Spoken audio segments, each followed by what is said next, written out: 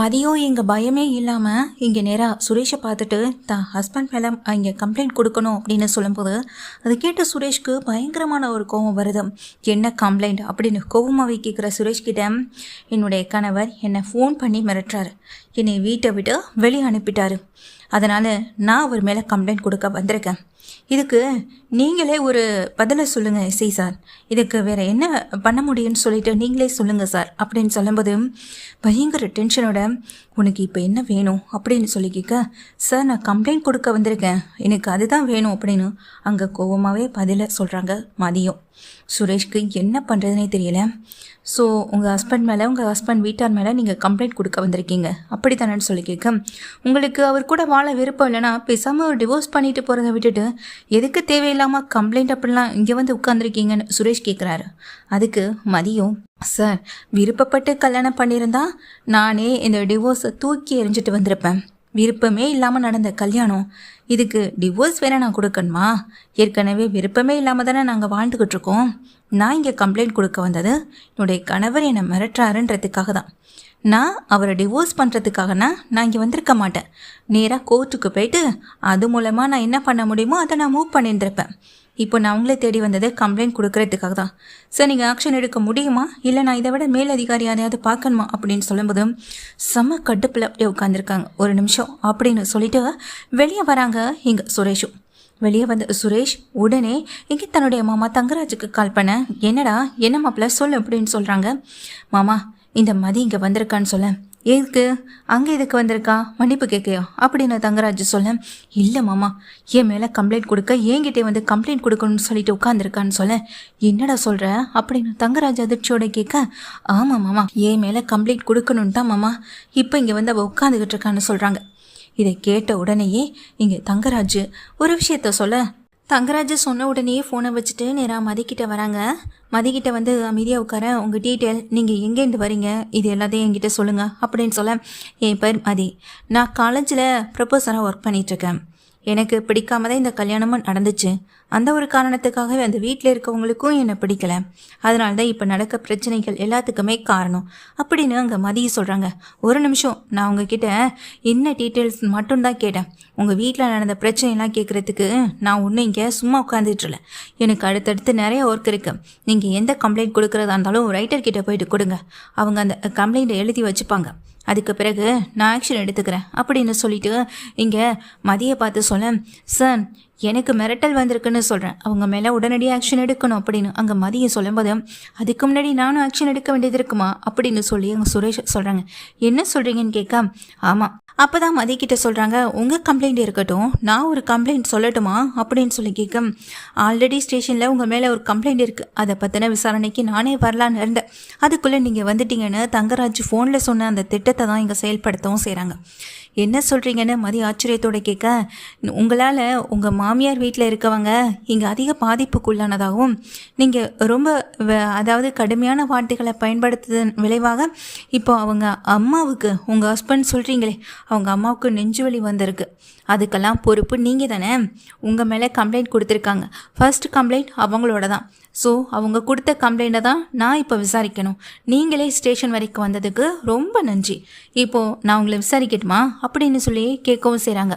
இதை கேட்ட மதியுமே, okay sir, என் மேலே கம்ப்ளைண்ட் வந்திருக்குன்னு சொல்கிறீங்கல்ல, சரி அந்த கம்ப்ளைண்ட் படி என்னை விசாரிங்க அப்படின்னு அங்கே மதியம் சொல்ல, நீங்கள் தேவையில்லாமல் அந்த வீட்டில் இருக்க பெரியவங்களை மரியாதை இல்லாமல் நடத்திருக்கீங்க, மரியாதை இல்லாமல் பேசியிருக்கீங்க. இதனால் அவங்களுக்கு நெஞ்சு வலி வந்தோம் அந்த இடத்துல நீங்கள் அதை வேடிக்கை பார்த்துட்டு தான் இருந்திருக்கீங்க. ஒரு ஹாஸ்பிட்டலுக்கோ ஒரு எமர்ஜென்சிக்கோ நீங்கள் கால் பண்ணக்கூட இல்லை. இதனால் அவங்க நெஞ்சு வலியால் அதிகமாக துடிச்சு போயிருக்காங்க. மேலும் மேலும் அந்த இடத்துல உங்களை நீங்கள் காயப்படுத்திருக்கீங்க, கஷ்டமும் படுத்திருக்கீங்க அப்படின்னு சொல்லி இங்கே மதி மேலே சொல்ல, மதியோ சரி இதுக்கு என் மேலே என்ன ஆக்ஷன் எடுப்பீங்க, எந்த செக்ஷனில் எனக்கு நீங்கள் தண்டனை கொடுப்பீங்க அப்படின்னு சொல்லிட்டு மதியம் கேட்குறாங்க. என்ன செக்ஷனா, அதுக்கு நிறைய செக்ஷனை நான் போட வேண்டியது இருக்கும். நீங்கள் அவங்கக்கிட்ட மன்னிப்புன்ற ஒரு வார்த்தையை கேட்டுட்டிங்கன்னா இந்த பிரச்சனை மேலே போகாது. இல்லை மன்னிப்பு கேட்க முடியாதுன்னு நீங்கள் நினச்சிங்கன்னா இந்த பிரச்சனையை கண்டிப்பாக நான் மேலே கொண்டு போவேன் அப்படின்னு சொல்ல, ஓகே சார், என்னால் தப்பு செய்யலைன்னு நிரூபிக்க முடியும். தப்பு செய்யாதன்னா அந்த வீட்டு ஆட்கள்கிட்டையோ இல்லை என் ஹஸ்பண்ட் கிட்டேயோ மன்னிப்பு கேட்கணுன்ற அவசியம் எனக்கு துளி கூட இல்லை.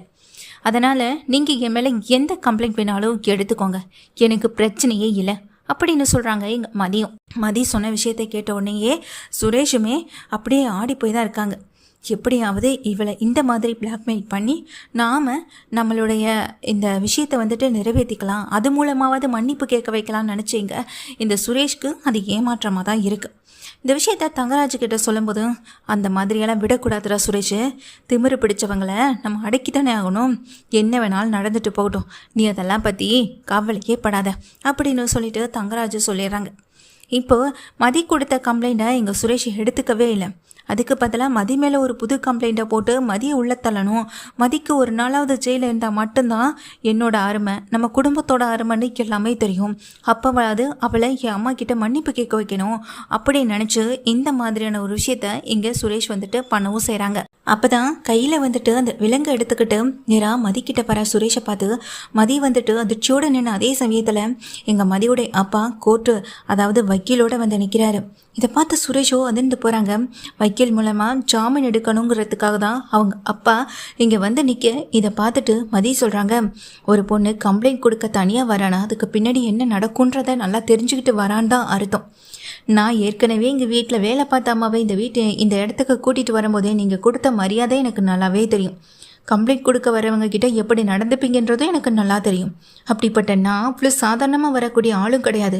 இந்த மதியை பற்றி இப்போவும் உங்களுக்கு புரியாது, எப்போவும் புரியாதுன்னு சொல்லி இங்கே மதி அவங்க முகத்திலேயே கரிய பூசுகிற விதமாக நடந்துக்க அவங்க அப்பாவோ இங்கே வந்து நிற்கிறாங்க. சார் என்ன சார், நீங்கள் தனியாக கம்ப்ளைண்ட் கொடுக்க வந்த பொண்ணை அந்த பொண்ணு மேலே கம்ப்ளைண்ட் போட்டு நீங்கள் இப்போது இங்கே உள்ளே தள்ளணுன்ற ஒரு முடிவை எடுத்திருக்கீங்க போல் அப்படின்னு சொல்லும்போது, சார் நாங்கள் ஒன்றும் இங்கே தேவையில்லாமல் யார் மேலேயும் கம்ப்ளைண்ட் பண்ணலை, அவங்க மேலே கம்ப்ளைண்ட் வந்திருக்கு அப்படின்னு சொல்லும்போது, அப்போ கம்ப்ளைண்ட் காப்பியை காட்டுங்க சார் அப்படின்னு வக்கீல் சொன்னதுமே அப்படியே அதிர்ச்சியில் நிற்கவும் செய்கிறாங்க. நம்ம எதுவாக இருந்தாலும் கோர்ட்டில் பார்த்துக்கலாம் வாங்கப்பா அப்படின்னு சொல்லிட்டு இங்கே தன்னுடைய அப்பாவையும் கூட்டிக்கிட்டு அந்த வக்கீலையும் கூட்டிக்கிட்டு அங்கே இந்த மாதிரி கிளம்பி போக சே அப்படின்னு இங்கே அதிர்ச்சியோடு நின்றுட்டு இருக்காங்க சுரேஷும். அடுத்த நாள் கோர்ட்டு கூடுது. அந்த கோர்ட்டில் தான் இப்போ இவங்களுடைய வழக்கை விசாரிக்கணுன்றதுக்காக நீதிபதி வந்து உட்கார்ந்துருக்காங்க. அந்த சமயத்தில் ஒரு பக்கம் மதி, இன்னொரு பக்கம் சுரேஷ் வந்து நிற்க, என்ன கம்ப்ளைண்ட் அப்படின்னு சொல்லி கேட்குறாங்க. கம்ப்ளைண்ட் கொடுக்க என்னுடைய தரப்புதாரர் இந்த மதியை அவங்க மேலே கம்ப்ளைண்ட் போட்டு சிக்க வைக்கணும்னு முயற்சி பண்ணியிருக்காரு இந்த எஸ்ஐ. இந்த மாதிரியான எஸ்ஐ இருக்கிற பட்சத்தில் மக்கள் பலருமே போலீஸ் ஸ்டேஷனுக்கு போய் கம்ப்ளைண்ட் கொடுக்க எங்கள் பயப்பட தான் சார் செய்வாங்க. அப்போ நாங்கள் இதை நீதி கேட்டே ஆகணுன்றதுக்காக தான் சார் வந்திருக்கோன்னு சொல்லும்போது, என்ன சுரேஷ் அப்படின்னு அங்கே சுரேஷை பார்க்குறாங்க. ஒரு போலீஸ் அதிகாரியாக இருந்து நீங்களே இதை செய்யலாமான்னு சொல்லி கேட்கவும் செய்கிறாங்க. சார் நான் அப்படியெல்லாம் எந்த தப்பும் பண்ணலை சார், இந்த பொண்ணு மேலே கம்ப்ளைண்ட் ஆல்ரெடி வந்துருந்துச்சு, இந்த பொண்ணு கம்ப்ளைண்ட் கொடுக்க வந்திருந்தப்போ தான் நாங்களே இந்த பொண்ணை விசாரிக்கலாம்னு நினச்சிட்டு இருந்தோம். ஸோ அந்த விசாரணையை தான் சார் நான் அந்த பொண்ணை இங்கே ஸ்டேஷனில் வச்சு விசாரணை பண்ணேன் அப்படின்னு சொல்லும்போது, என்ன கம்ப்ளைண்ட் காப்பி ஏதாச்சும் இருக்கான்னு சொல்லி கேட்குறாங்க. அது வந்து கம்ப்ளைண்ட் காப்பி எதுவும் இல்லை, இதை டைரெக்டாக வந்துட்டு கம்ப்ளைண்ட் பண்ணலை சார், அவங்க ஃபேமிலின்னு சொல்லும்போதும் அவங்க ஃபேமிலினா யார் அப்படின்னு சொல்லி கேட்க, மதியோடைய ஹஸ்பண்ட் நான் தான் சார், என் மேலே தான் மதி கம்ப்ளைண்ட் கொடுக்க வந்தாங்க, ஏன்னா மதியால் என் ஃபேமிலியில் பாதிக்கப்பட்டதே என் அம்மா தான், இந்த பிரச்சனையை இங்கே ஆரம்பித்ததும் இந்த மதி தான் அப்படின்னு சொல்கிறாங்க. நீ சொல்லுமா அப்படின்னு சொல்லி கேட்குறாங்க. தன்னுடைய தரப்பில் இருக்க நியாயத்தை வந்துட்டு தெளிவாகவே இங்கே சொல்கிறாங்க இங்கே மதியும். உடனே அங்கே நிற்கிற வக்கீல் வந்துட்டு கேள்வி கேட்குறாங்க.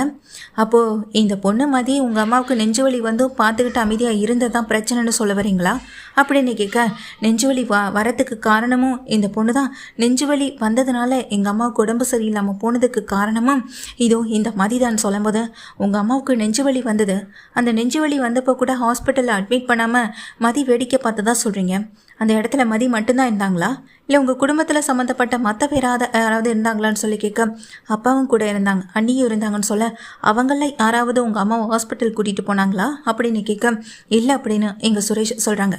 ஒரு ஆனர் இவங்க அம்மாவை ஹாஸ்பிட்டல் கூட்டிகிட்டு போகலை அப்படின்றதான் பெரிய பிரச்சனைன்னு சொன்னார்.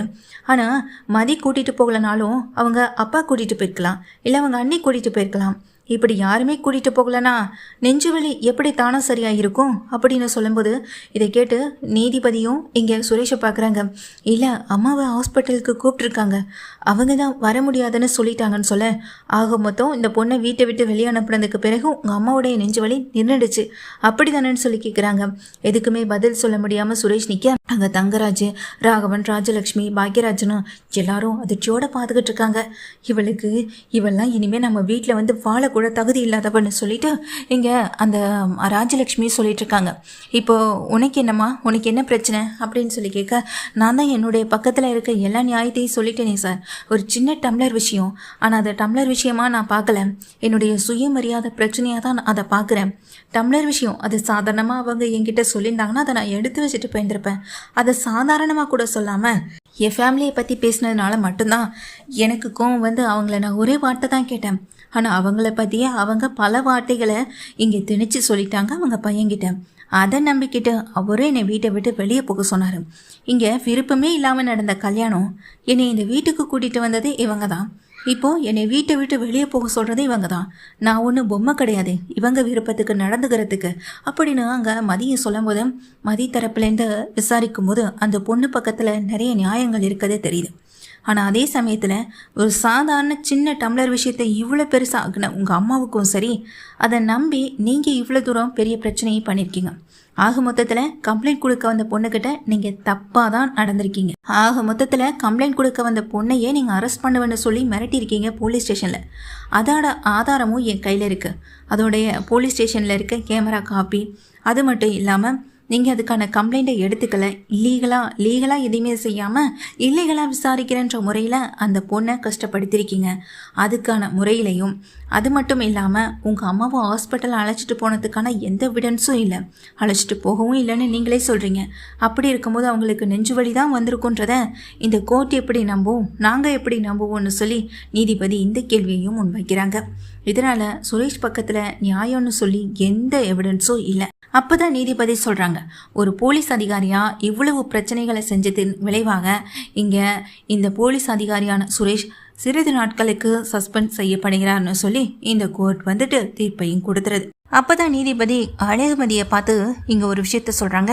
இந்த பொண்ணு சுயமரியாதையோட புகுந்த வீட்டில் வாழணும்னு விருப்பப்படுறதுனாலையும் இந்த பொண்ணு சுயமரியாதையோடு அந்த வீட்டுக்குள்ளே கொண்டு அழைச்சிட்டு போகணுன்னு அந்த குடும்பத்தாருக்கு நான் உத்தரவு பிறப்பிக்கிறேன்னு சொல்லிட்டு இங்கே நீதிபதி சொன்ன விஷயத்த கேட்ட அந்த குடும்பமே உடஞ்சி போய் நிற்கிது. ஐயோ, என் பிள்ளையோட வாழ்க்கையும் போச்சு, இப்போ இவளுக்கு கீழே நாங்கள் எல்லாரும் அடங்கி போகிற அளவுக்கு கொண்டு வந்து விட்டுட்டாலேன்னு ராஜலட்சுமி அழுதுகிட்டு தான் நிற்கிறாங்க.